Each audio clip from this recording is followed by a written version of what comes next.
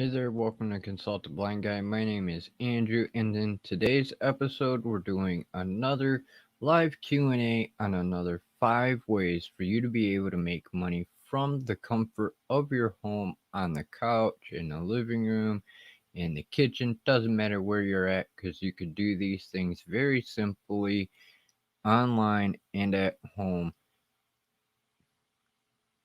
If you're new here, please don't forget to subscribe and hit the bell icon so you can stay updated on the latest videos, live streams, and more. If you're a member of the consulting crew, welcome back. I hope you enjoyed today's episode. Let's get to it.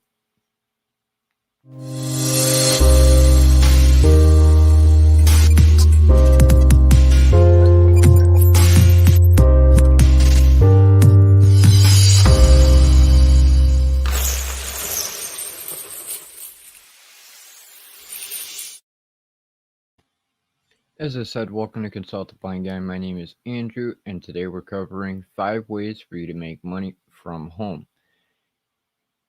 Let's see who we have here with us today. Kim Lackey, thanks for being here. I'm doing good. Hope you are as well. What's going on, Greg? Hey, you can do that too, Greg. It doesn't matter where you are. It's so simple. You can do it just about anywhere.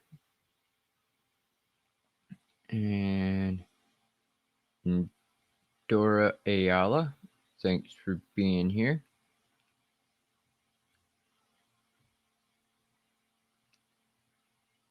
So, to recap this morning's video real quick so you know what today's topic is and what we're covering. The first one is wrapping gifts. Number 2 is podcasting. Number 3 is public speaking. Number 4 is soap making. And number 5 is buying and reselling garage sale items.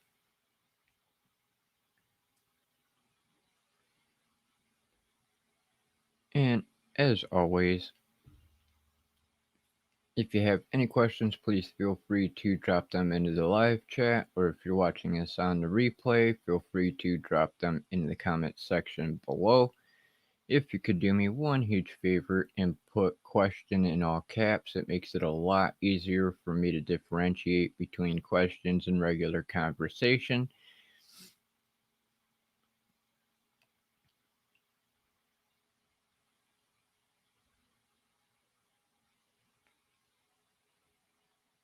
Hey, cuz, what's going on, Dr. Elo? Love the title of your latest series of videos, and I can definitely relate with that sentiment because that's why we did not have a Wednesday show. Wonderful technology and some of the abrupt interruptions and things not working. It happens, but you just keep going.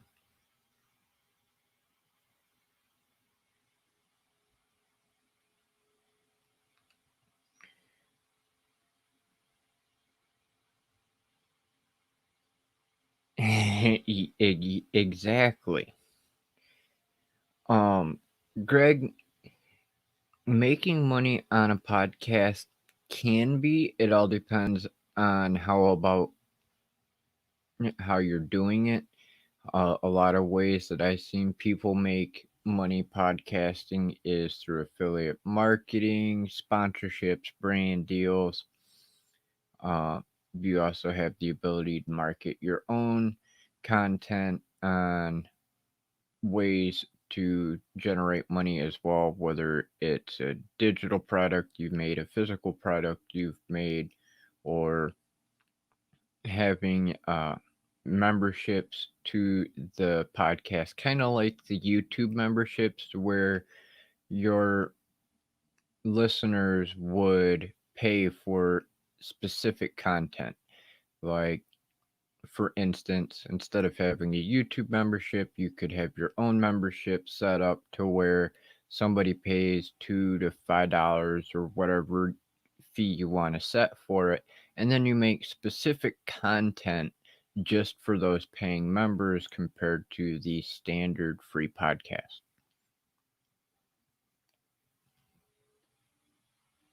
Hey Vidal, thanks for being here. So number one is wrapping gifts. Doesn't matter what time of year it is, wrapping gifts is actually a good way for you to be able to make a few bucks. Because it doesn't matter whether it's Christmas, weddings, birthdays, anniversaries, you name it, and just about every month has some kind of a holiday to it to where people exchange gifts. And there's a lot of people out there who either don't have time, just don't want to do it, or don't know how to do it. In which case, if you know how to wrap gifts, you can be able to make a few bucks for wrapping them for them. It's not like an ultra get you rich kind of way to make money, like super fast. You're not going to make $100,000 in a matter of a few days or a couple months, but that few bucks that you make for wrapping gifts is still extra money in your pocket.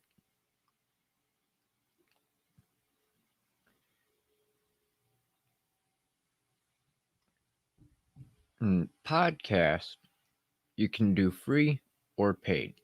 You can do this in a couple different ways. You have your free content on your regular podcast, and as I said a moment ago to Greg, you can have your paid membership for podcasts where you make specific episodes for those paying members.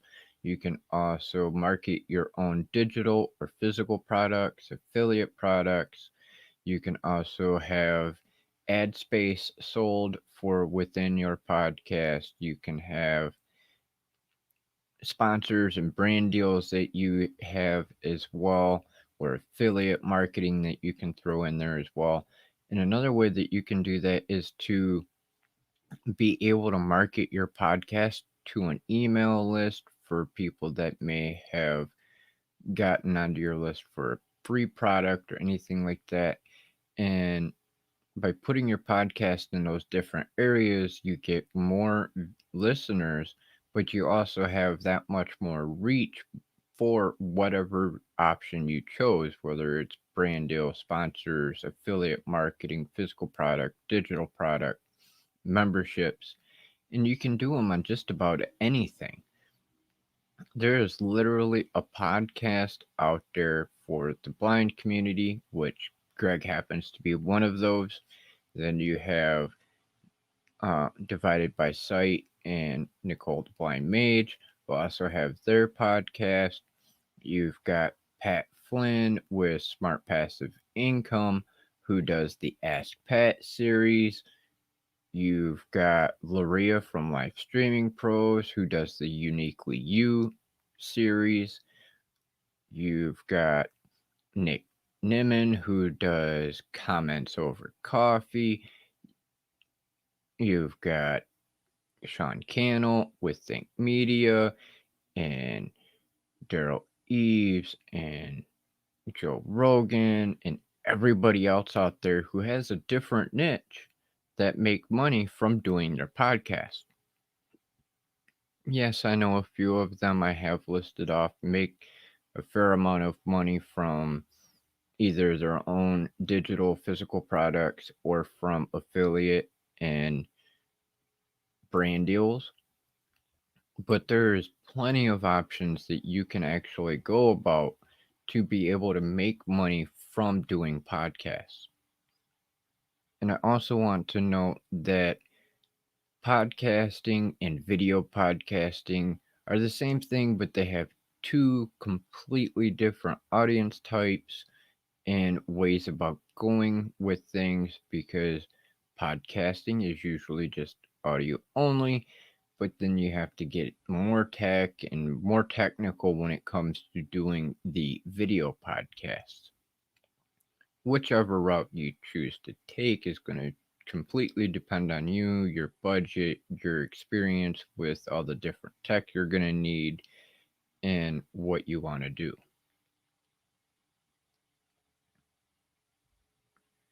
I'm curious if any of you here in the live chat have done either one of those that I've mentioned so far.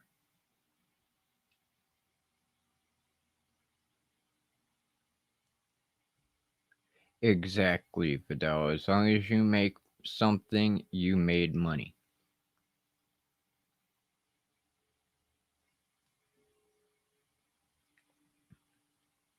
If you have any questions, please feel free to drop them into the chat. I am periodically checking this in between each of my bullet points so I can answer them as I see them pop up. Okay, number 3 is public speaking. Now, public speaking can actually be something that makes you a fair amount of money and can increase the longer you're doing it, or depending on your niche. There are people out there that get a couple $100 for a speaking event. There's some people like Pat Flynn who start out negotiations at 25, 30, $40,000 for a weekend of public speaking. And that doesn't necessarily mean he's getting $25,000 cash, but the contract would consist of the travel expenses, the hotel room, your breakfast, lunch, and dinner while you're at the event. It all varies, but that's the nice thing about public speaking is you can always negotiate what your public speaking fee is going to be. Start high and work your way down. There are people out there making 40, 50, 60,000 dollars to do public speaking. And a lot of the presenters in some of these uh, conferences this past year, for instance, or in general, they are speaking anywhere between 45 minutes to an hour and a half, sometimes more, but that is a very short amount of time to make a boat ton of money. Because we know plane tickets can be expensive if you're going to be at a physical conference instead of being virtual, like we have been the majority of this past year. And then you have the transportation fees for like a car rental or something to that effect to be able to get to and from the event if it's not in the same hotel building. And then you've got your food costs for the day or for the weekend, depending on how long the event is that you're speaking at. And then you have that remainder of that contract agreement as your actual take home income. So you're looking at a $40,000 contract per se, hypothetically, and it costs $600 for a plane ticket, and it costs you $120 for a night or two, depending on the event length. And then you figure another $100, we'll say, for food for that time that you're there. And that right there is only around $1,000 in expenses that come out of that. So that's $39,000 of profit for a 45-minute to 2 hour talk. Sometimes these events, people are only talking that one day for that one specific speech. And then there's situations where it's over a weekend and they might talk maybe 2 to 3 times, depending on what the conference is and how they have things set up. But still, anywhere between 1 and 3 times that you're going to talk within a weekend and making $39,000 out of $40,000 due to the cost of expenses of travel and food, that's not bad.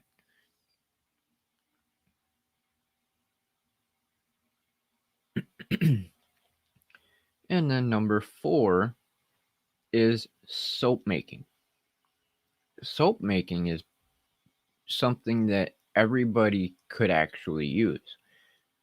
It doesn't take a whole lot of different materials to be able to make soap, and soap is something that everybody needs because we wash our hands, we take showers, or you want a decorative set that you can have for a bed and breakfast or even market to hotel rooms, anything.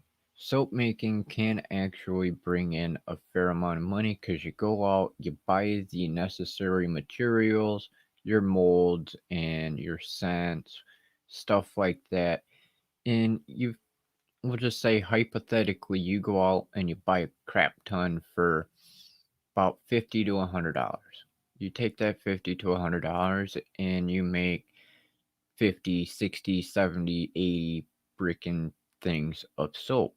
Well, now you can take that bar of soap, and because it is handmade specific to you, you can then turn around and sell it for 4, 5, 6, $7 each thing of soap rather than going to the grocery store and paying 250, 350 for a bundle of 3 or 4 things of soap. Now you've got the potential of one bar of soap making the cost of one pack at the store.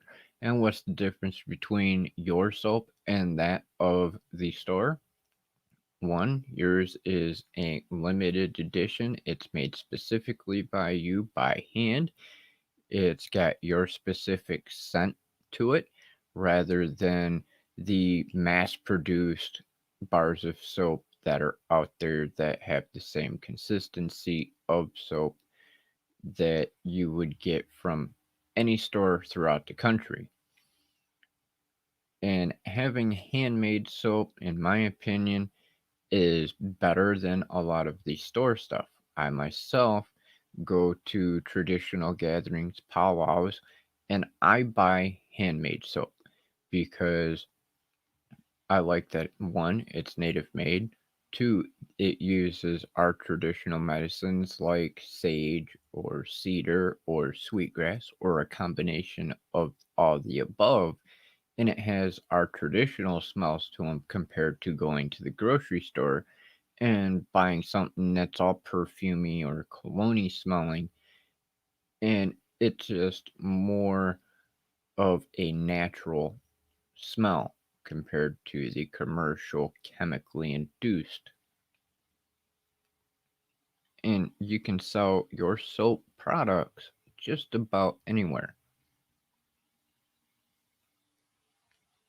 And then number 5, buying and reselling garage sale items. Now, this one may be a shocker to a lot of people, but it can actually bring in a fair amount of money. Because if you're anything like me and you like record collecting, you can actually go out to a garage sale, see somebody selling a stack of vinyl records, and then go home, double check that album's information on Discogs like I do, and then depending on the grading of the album and its current value, you can resell that album and make a fair amount of money. Some vinyl not as valued as others, but you can find a diamond in the rough. I've bought over 1,000 records in the past couple years, and my projected value is around $14,500 currently as we speak. And some of them records can be worth 20, 30, $40, and then you have some of them that can be quite valuable where they're in the hundreds if not thousands of dollars range because they're older or by a specific artist who is no longer with us, or it was a limited edition pressing. There's all kinds of different ways you can make money when it comes to doing garage sale resale items. you've got the newer generations who are getting into finding some of the older products that are very rare now because a lot of people just take stuff, oh, I'm not using it, and throwing it away. Or you get those few who do manage to save the items, put them out in yard sales, and you'll get somebody like me who either seen them in their childhood or known about them, or maybe you're a gamer and you want to get back into playing things from your childhood days like Nintendo or Atari or Sega Genesis or whatever the case may be, and you can get those. There's a lot of people out there that are going to that retro nostalgia kind of thing, and you can make money that way. I've seen a couple of the old Super Nintendo sell for a few $100s compared to it sitting in your closet collecting dust. And you think, oh, well, it's only worth 25, $30 because it's so old, when in fact there are people out there who will go, I want that. Or maybe you've got specific games that are very rare and still work. And instead of taking them to the game stores like GameStop or Disc Traders or wherever and getting literally nothing, because just last month I actually went and traded in 25 games, and out of those 25 games I managed to make back a whole whopping $48. Now if I would have went with the in-store credit I could have got 60, but still 25 games at $60 when I paid $60 per game for my PlayStation 3, not making so much money there.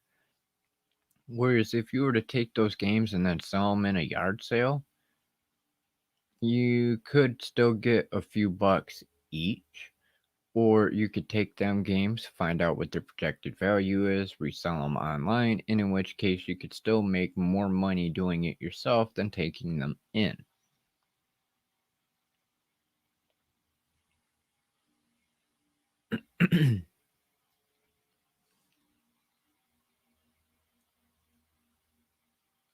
All right, let's see here.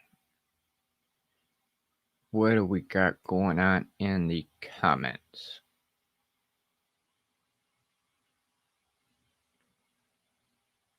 All right, everybody's saying hi to each other, which is always nice. Yes, Tommy Edison makes big bucks. Pat Flynn makes decent amount of money. There's a literal crap ton of the podcasters out there who do make bank. Joe Rogan being one of them, who was just contracted this past year for over $1 million to do his podcast.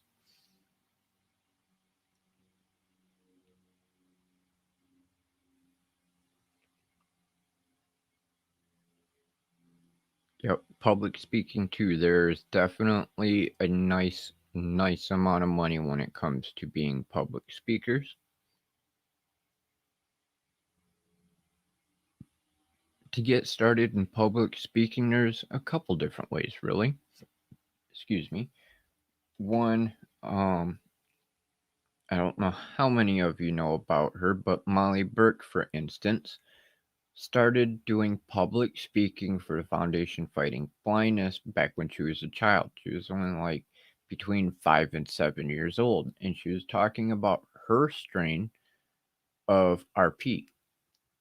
And ever since then, she's been in that public speaking arena to where she'll do events for free because of starting out at a young age, or maybe doing public speaking and then instead of being paid directly herself, could have them do a donation for her to a specific nonprofit organization geared towards the blind and low vision.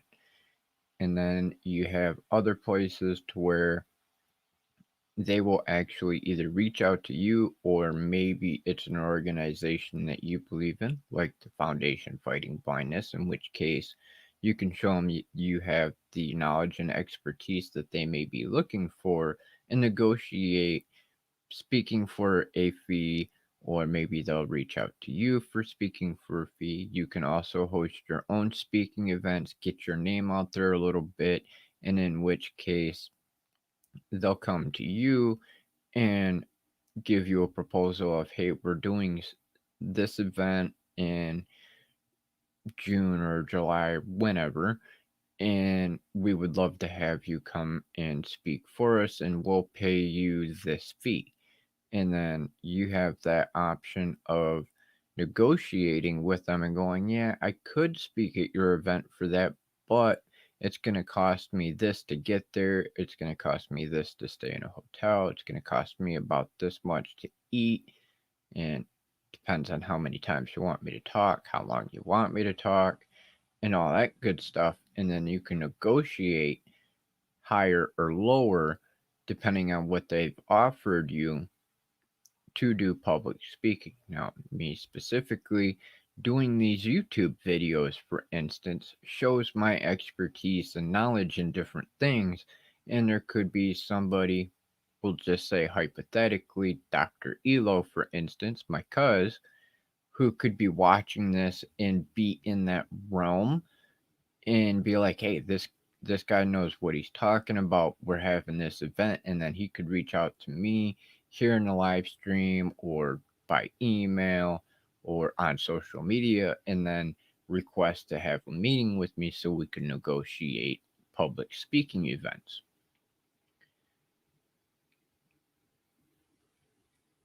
You can also list it as a potential thing on your LinkedIn, your social media. You can also have it on Fiverr and Upwork and things like that. That is one of your services is public speaking.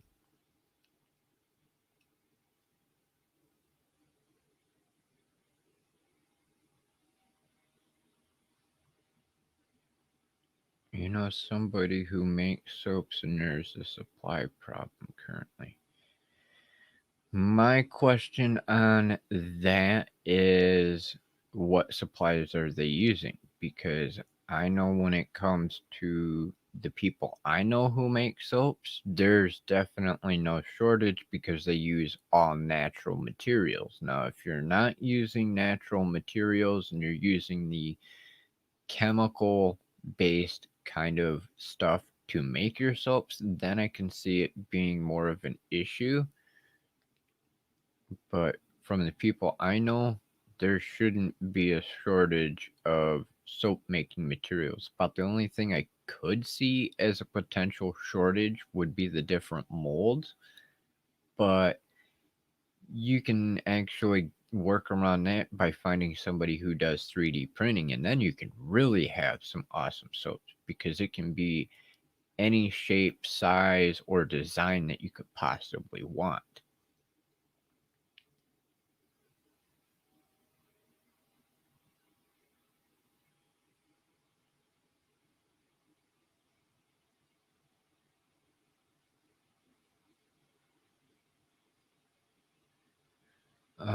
Vidal, let's see. I don't make money from my content. It's a hobby, but I won't lie. I would love to someday. It would mean I would be able to make. Yep, yep. And you can actually make money even as a hobby. Originally, that's how I started doing my content on my older channels. Is it was a hobby, but when the pandemic started last year and I ended up getting in touch with Pat Flynn and some of the other big influencers attending my first conferences, that's why I've shifted from being the hobby content creator to one that is trying to make money from my content, because though it's a hobby, you should still look at it in a business sense, because look at how much time you take and how much you invest in creating your content. You spend up to hours making your thumbnails, You spend time recording and editing your content, and then you're marketing your content on the different platforms to be able to get those viewers. In some cases, you're doing hours of research and case studies and things like that to be able to make your content. So even though it's a hobby, you're still spending an awful lot of time to do that hobby. And in which case, you can do your affiliate deals, you can do memberships or donations from your community members to help you continue to create your content.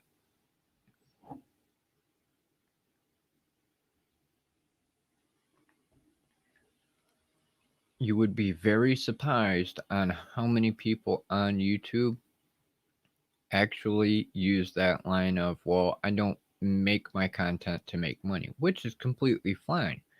But by looking at your content as a business ordeal, you're going to spend more in time on getting things done quicker rather than taking longer, and then you can pump out more content, and then you're interacting with your different community members and giving more knowledge and information and value, and in which case they might already be interested in donating to you just for what you've already done.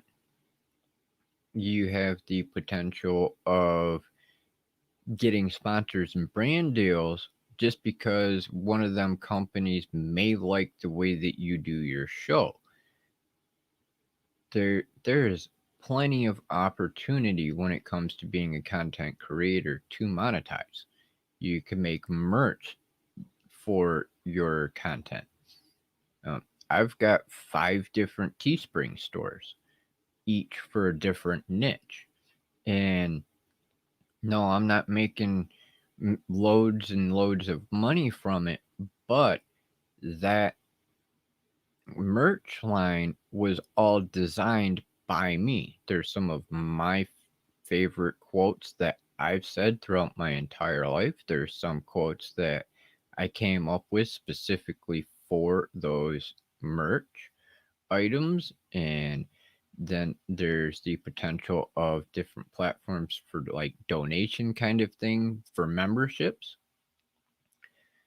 because you can determine on what you're making money from. You could have a Patreon and receive money, or a buy me a coffee account and have money get sent to you just for contributions or donations to you without even offering any kind of extra bonuses for that. It's because your viewers already value you and appreciate what you're doing, so they send a couple bucks.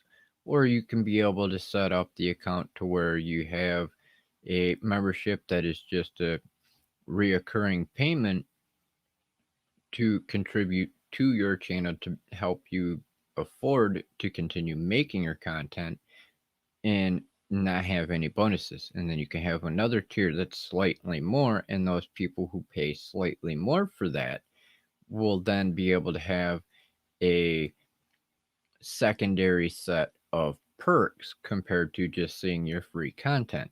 You can do behind the scenes videos or a meet me in person type of event, or a members only live stream, or whatever you choose to do.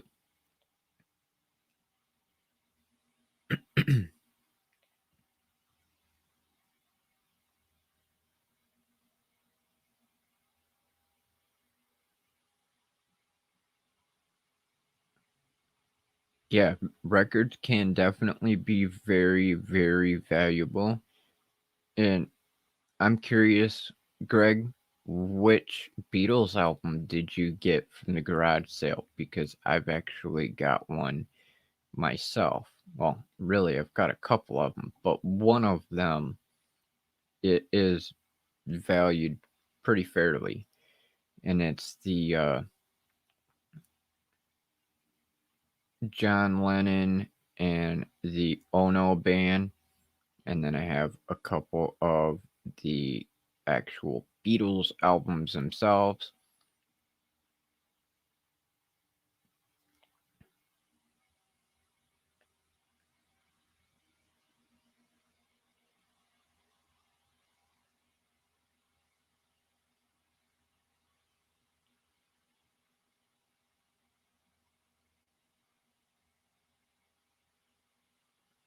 No, I didn't know that Molly had a book. I'll have to check that out. Thanks for letting me know.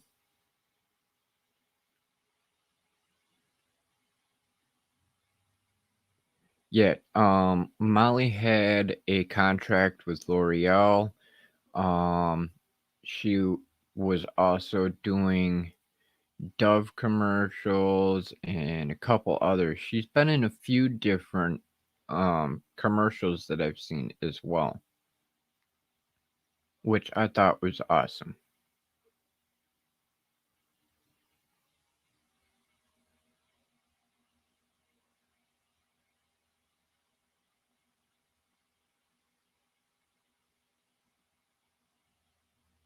Yeah, I will definitely have to check that out, Fidel. Thanks for letting me know. I did not know she had a book.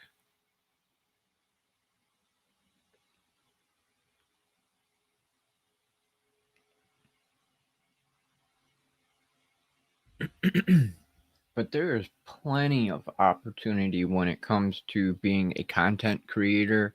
It doesn't matter whether you're a YouTuber, a podcaster, a graphics artist, anything, any kind of content you make has the potential to make you some money.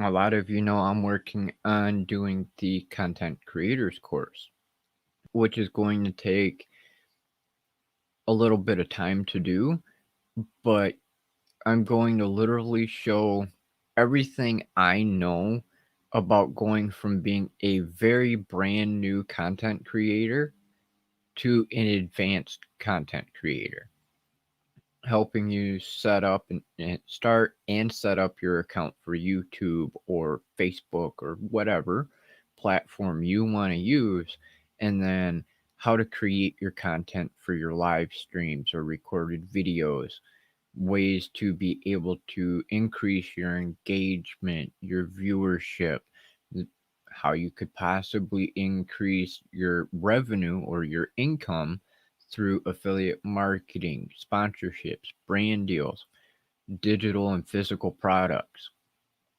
ways to increase the quality of your content, having overlays, pattern interrupts, and things like that.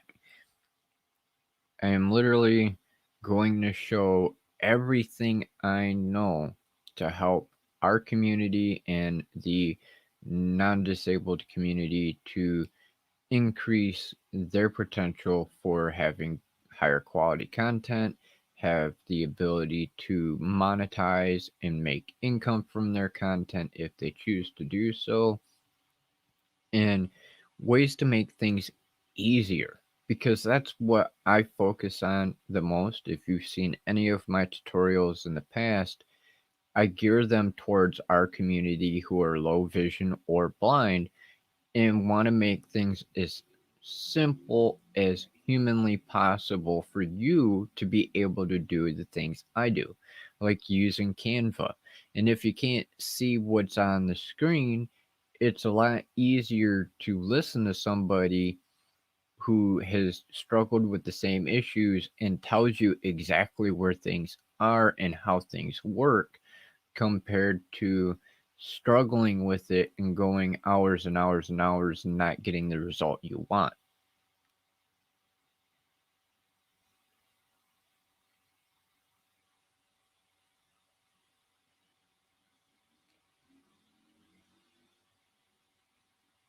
We've got about 15 minutes left in today's stream. So if you have any questions on any of the topics for today on ways to make money or any of the previous videos, please feel free to drop them into the live chat. If you have any questions of any kind, feel free to drop them in. I have no problem answering them as well. If for any reason you are not comfortable with asking questions in the live stream or on the replay, you can always contact me on any of the social media platforms: Facebook, Twitter, Twitch, Instagram, Pinterest. I am literally on them all. All you have to do is type in Consult a Blind Guy into the search, or you can check out the links in the description below and it will take you to any one of those platforms. You can also email me personally if you wish as well.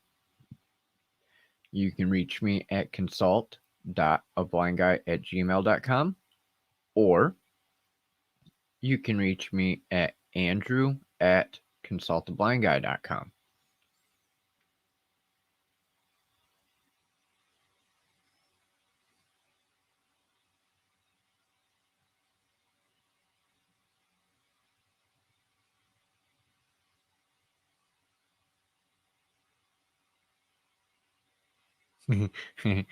um, that's just a hilarious question, Greg. I'm just saying, I don't think I would have ever anticipated anybody asking that question. Um, Greg asks, how do you think good looks have to do with content creation success? I'm butt ugly, just saying. LOL.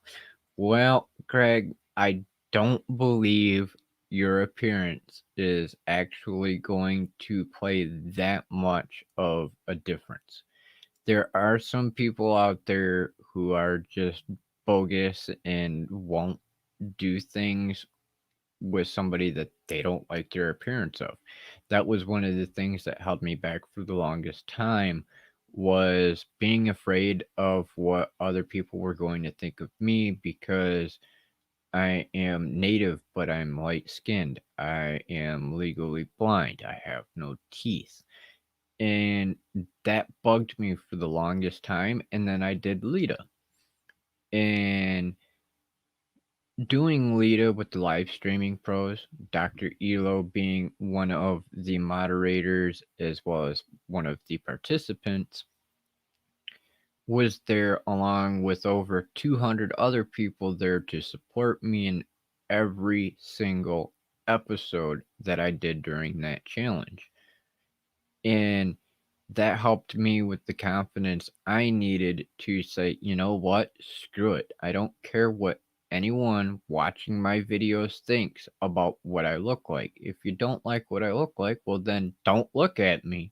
Just listen. And if you don't want to, that's your own problem. It doesn't bother me none at all, because if that's the kind of mentality and thinking process you have, well, then this ain't the community for you, because I'm here to share my knowledge and experience on the different topics. And if that's not for you, that's fine with me.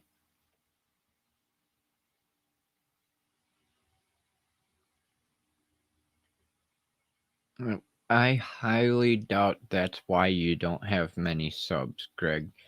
I think with your content being the way that it is, I think that is more why you don't have the sub numbers that you would like.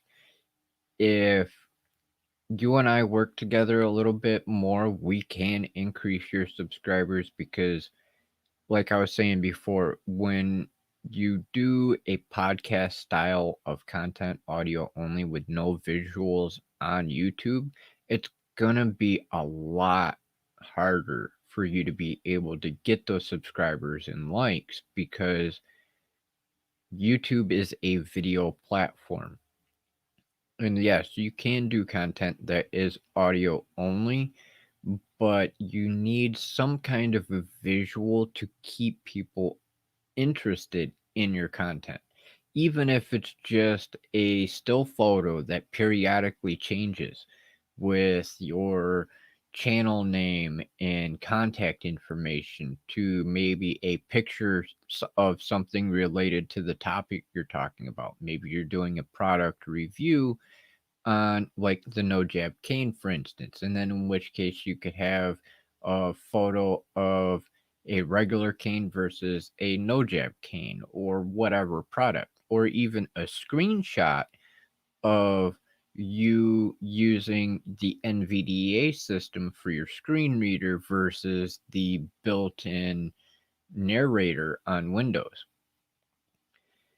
The more value you can give, the more likely you're going to be able to get those subscribers and viewers. And you have to have some way to keep them interested in your content, whether it's doing different pattern shifts of the photos, as I said a moment ago, for your on screen cues to keep people interested.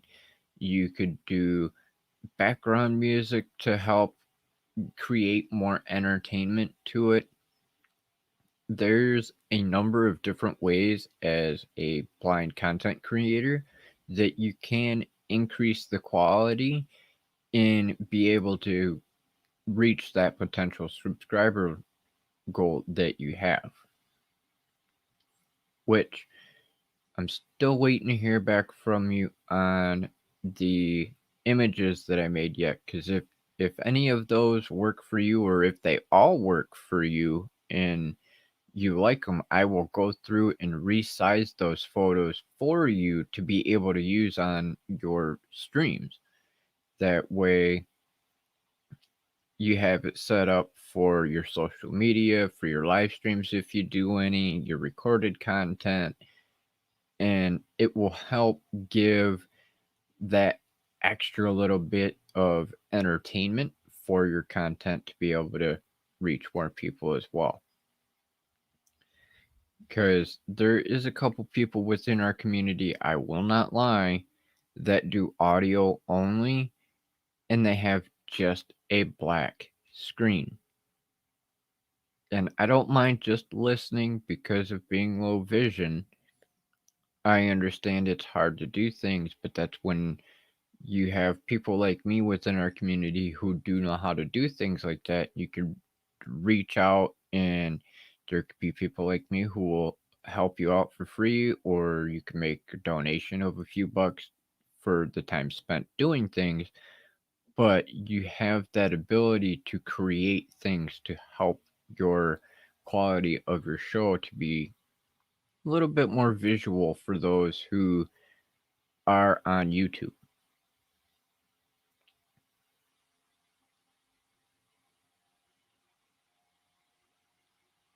And I'll be honest, I've seen a few people on here that have audio only style content, and it's just a black screen. And then they talk about, oh, well, look at this, or oh, well, look at that, or I'm going to show you. Well, when you say look at this or I'm going to show you, I expect there to be some kind of visual for me to see to know what the hell you're doing. If there's nothing there and you're trying to do something and I cannot see it and you're talking about it, that's going to drive people away, because they're going to sit there and go, okay, you're talking, let me show you this or that.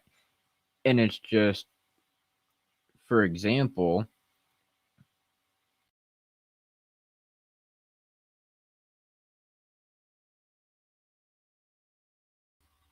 I'm sorry, but when you tell me to look at something and that's all I see is that dark screen like that, I'm not entertained. I'm not going to stick around when you make references like that. And I know there's a lot of people out there who will not watch content on YouTube just for audio.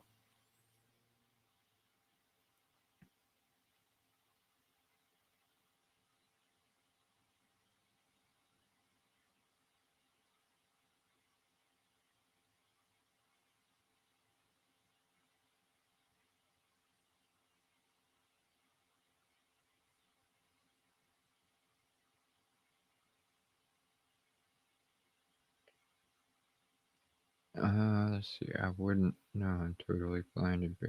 That's okay. You don't. That's one of the biggest misconceptions within our community as well.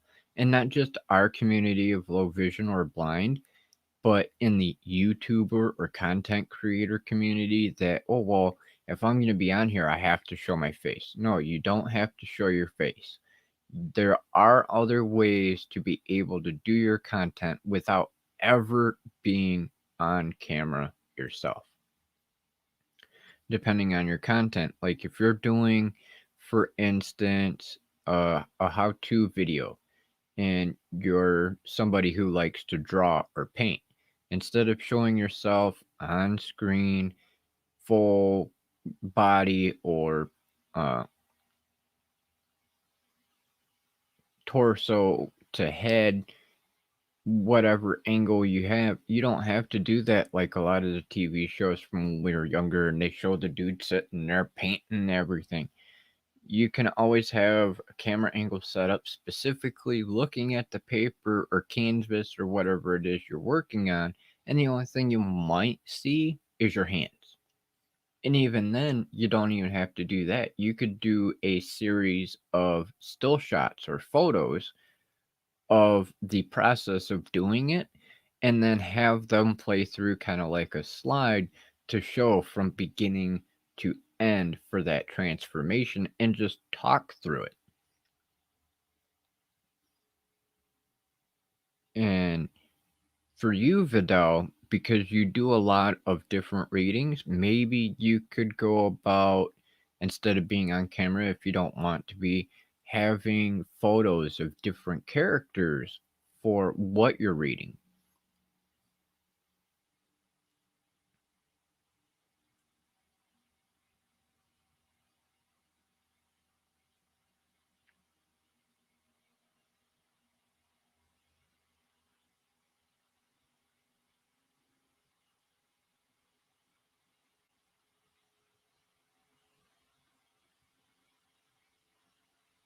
No worries, Greg. Totally, totally understand about things going on. I definitely know how that goes. Incorrect, Kim. You have to have content worth sticking around for. If it's not providing value or entertainment or education, people aren't going to stick around.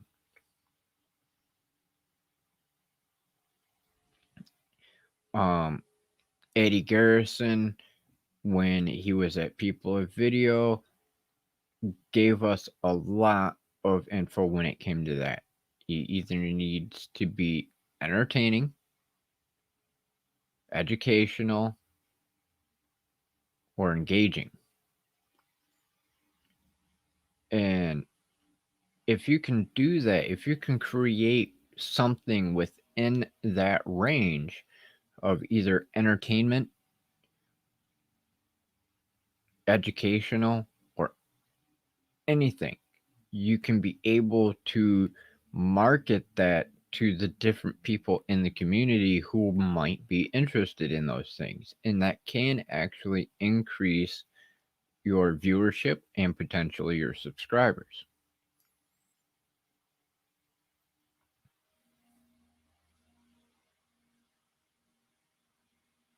Right. Yep. Yeah, I've seen one of your NVDAs, I want to say about 4 or 5 months ago, and you were trying to make sure that it was actually showing up on screen.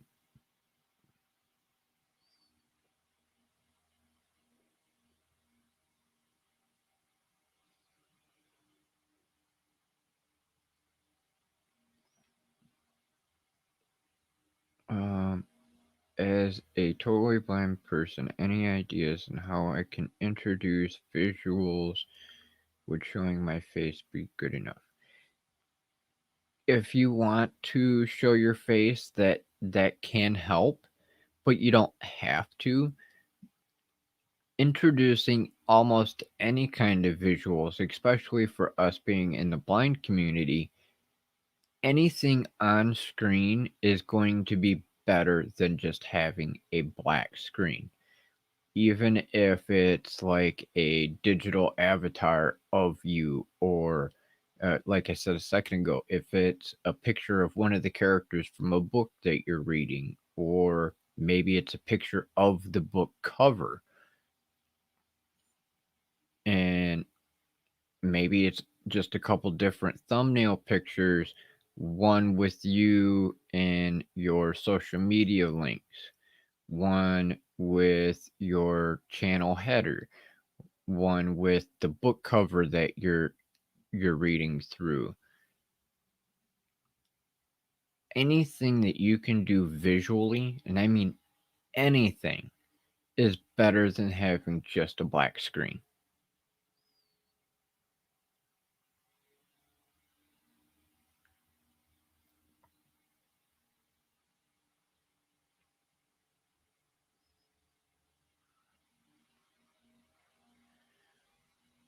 Okay, I've never heard of that. So Kim, can you clarify something for me? What or who is Era?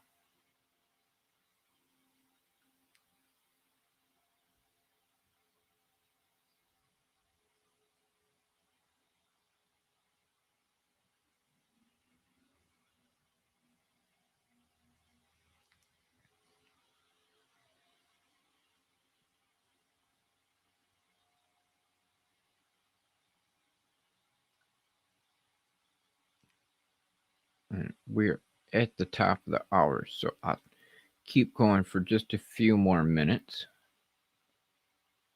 Give you a second to be able to type.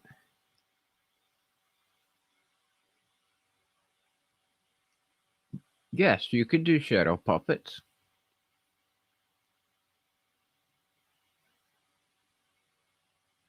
Yeah. In my opinion, especially when it comes to being in the low vision and blind community, anything, absolutely anything visual on your content, for like videos that are recorded or doing live streams like now, is going to be 100 times better than just looking at a black screen.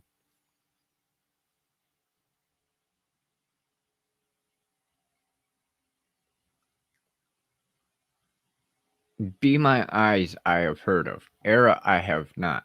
So is Era a iPhone only app or service?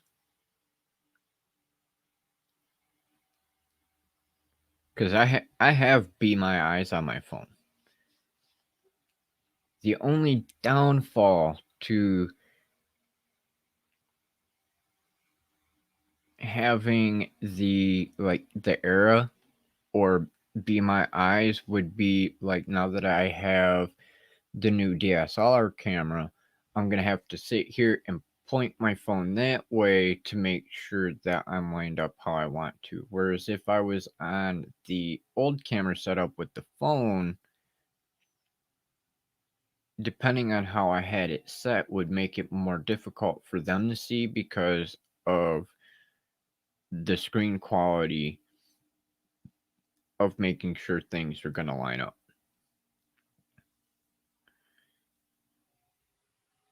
It's a calling service for the blind and visually impaired. They will answer questions for you, read things for you, etc. Get 5 minutes for free each call. That's not bad. It's kind of crappy that you only get 5 minutes for free though, because sometimes things could take longer than 5 minutes.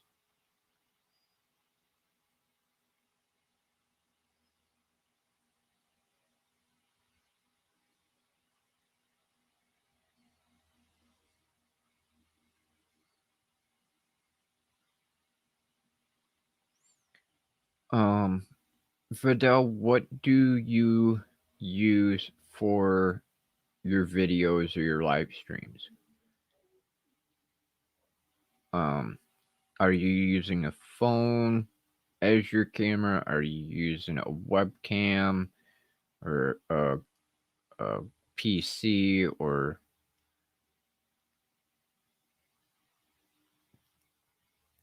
because that could be another episode for you as well, as to do like a behind the scenes and show what you use for making your content. That is another way to help out our community specifically, is showing them what you use to be able to make your content, because that might inspire them to be able to make their own content, because a lot of people think you have to have these big expensive cameras or different tech, when really you don't need a whole lot.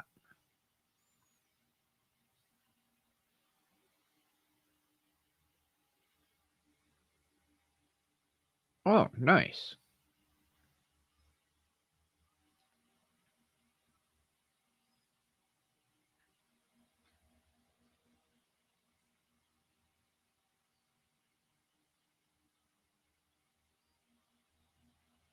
Hey Manny, what's going on, brother?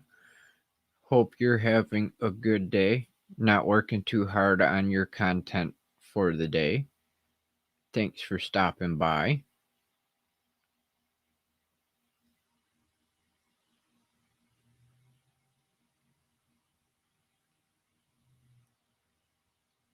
But yeah, Vidal, if you want to, you can hit me up on Facebook or any of the social medias as well. Email me and I can help you figure things out.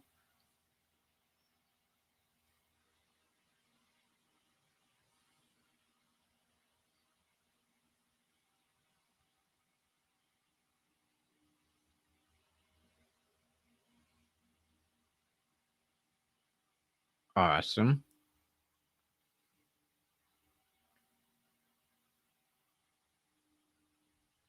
Okay, so you use your iPhone for recording and you use your computer for live streaming. Now, when you do your live streaming, do you use StreamYard or Streamlabs or OBS? What platform do you use for your live streams? Because if you're using like StreamYard, you can actually set it up like how I do my intros and things like that. You can actually upload a picture that you could just click on one time at the beginning of your show, and then it can sit up there, and then you can have multiple pictures you can click on throughout your show, and it will change for you.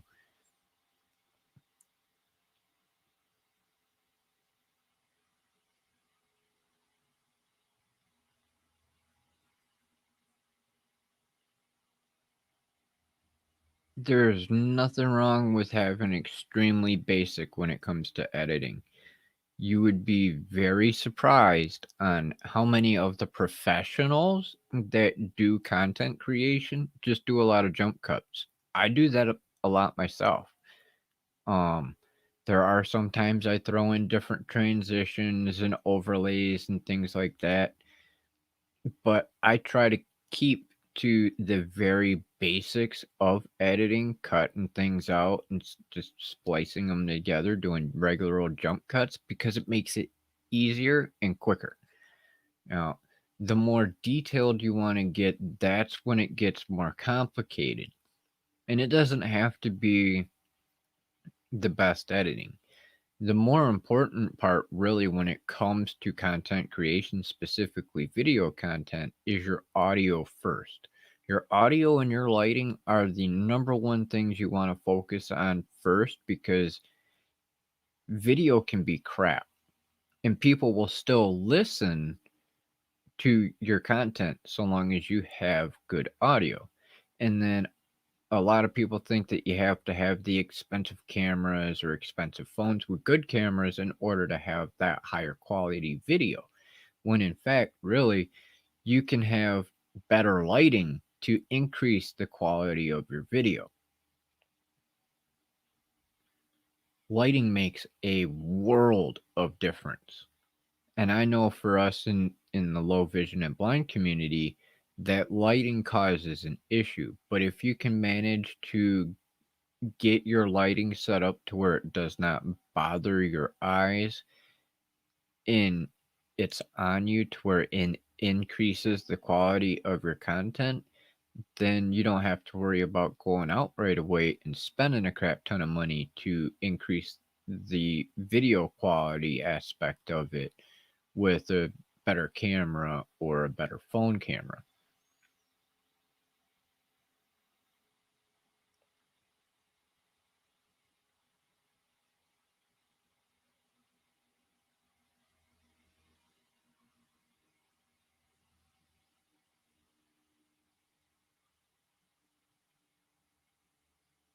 See that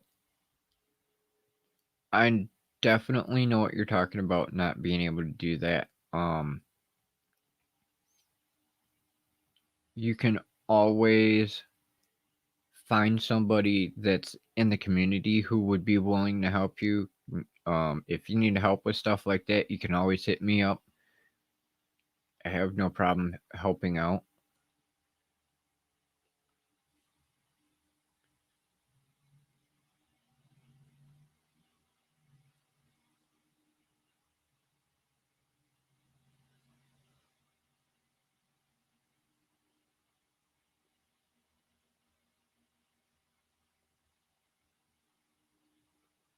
Uh, ooh. Yeah, if you want to, Vidal, you can hit me up and we can figure out some ways to be able to do things like that. Um, I personally don't have experience with Mac except for like freaking 20 years ago when I was in school was the last time I ever touched an Apple computer. But there are definitely people within our community who use some of the same things that you are. So if you want to hit me up and we can work together to help you with getting your editing done and learning how to do your live streams and stuff like that going forward.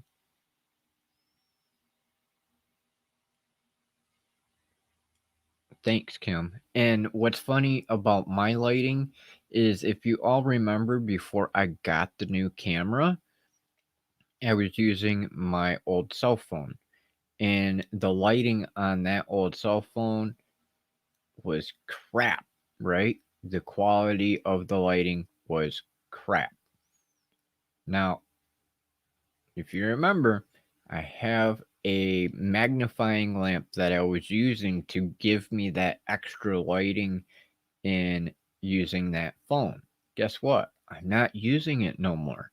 Now that I have this new camera, I've only got one light up above me, and that's my regular bedroom light, compared to having the bedroom light plus the additional light being on me to try and increase the quality of the video.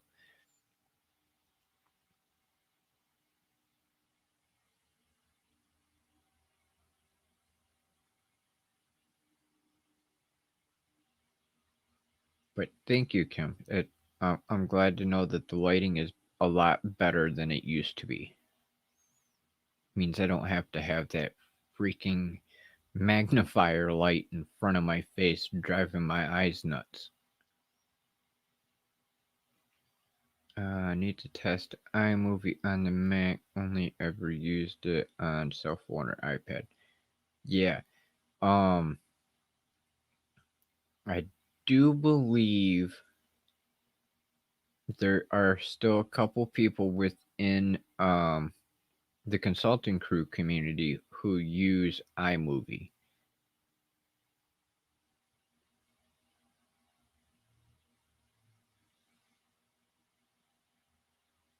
Scroll up here. Yeah, thanks for coming and joining us live, Manny. Greatly appreciated.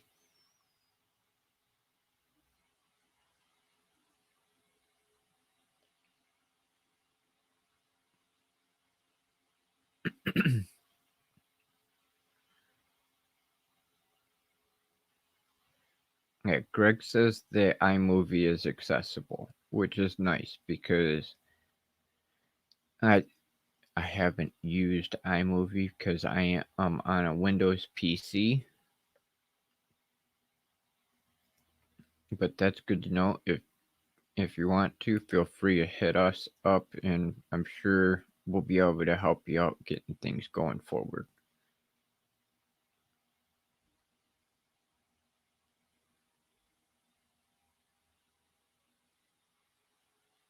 All right, we're a quarter after the hour, so we're gonna do one last call for any last minute questions before we close out today's live stream. Feel free to drop them into the live chat. If you could help me out by putting question in all caps, it does make it a lot easier for me to be able to see and differentiate between regular conversation and questions.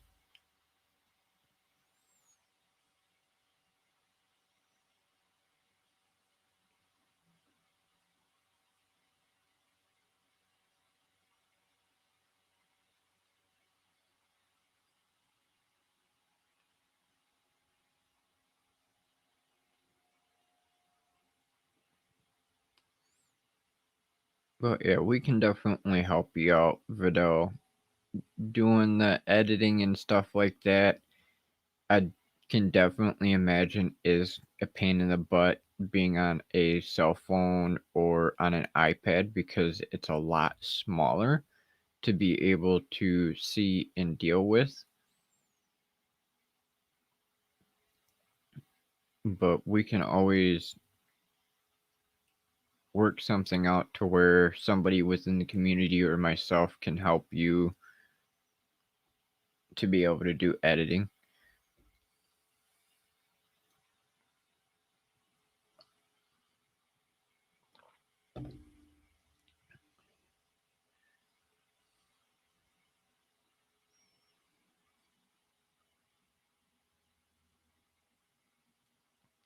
And Greg's got videos on his channel as well for iMovie on iPhone as well that you might be interested in checking out.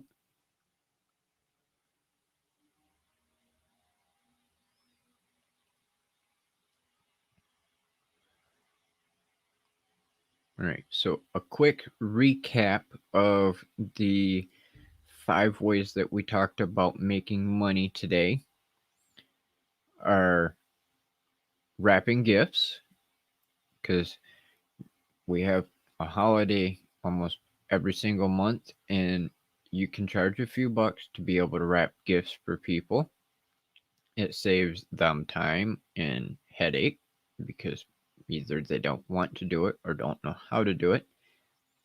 You can do podcasting, which is another way that you can market your own knowledge and expertise, as well as affiliate marketing, sponsorships, brand deals, and merch, potential ads,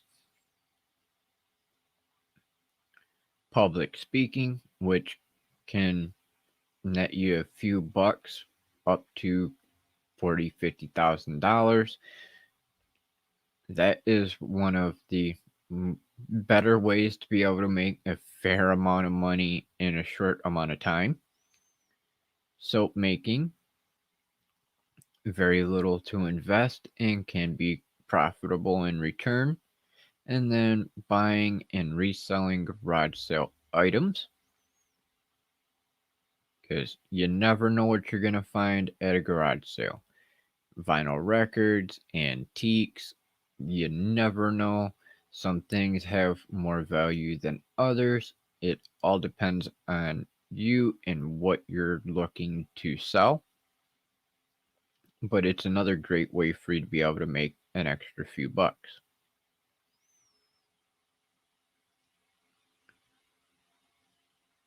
Thank you, Greg. Glad you were able to make it and enjoy today's live stream. Greatly appreciated.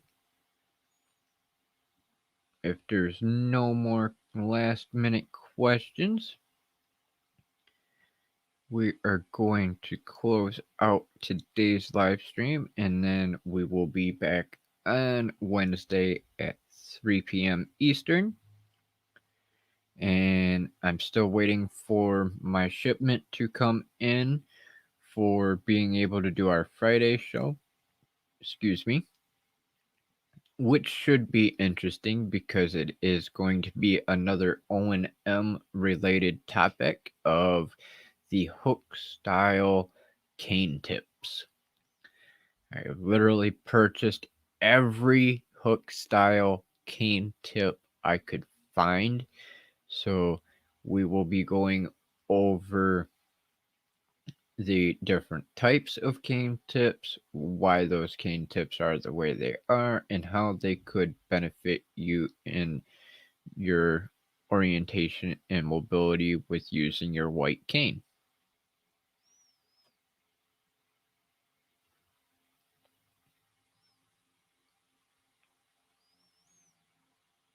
So I want to thank you all again for joining me today. The Blind Guy Show with Greg, Kim Lackey, Vidal the Blind Reader, Coach Manny, Dr. Elo, and Dora Ayala. I greatly appreciate everyone coming to join me today and listening to the show. I hope you all have a wonderful day or evening, depending on where you are in the world.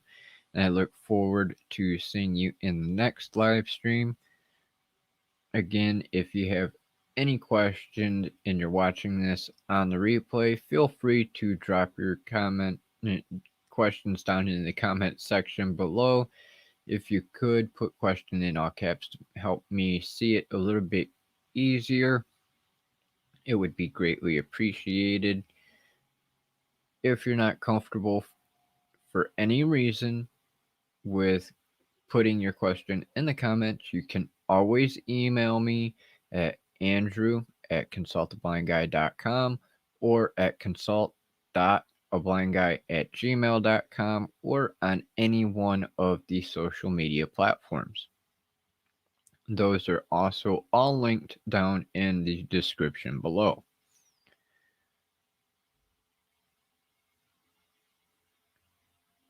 So I hope you all have a wonderful day or evening, and I look forward to seeing you back here on Wednesday at 3 p.m. Eastern. Until then, we'll talk to you soon.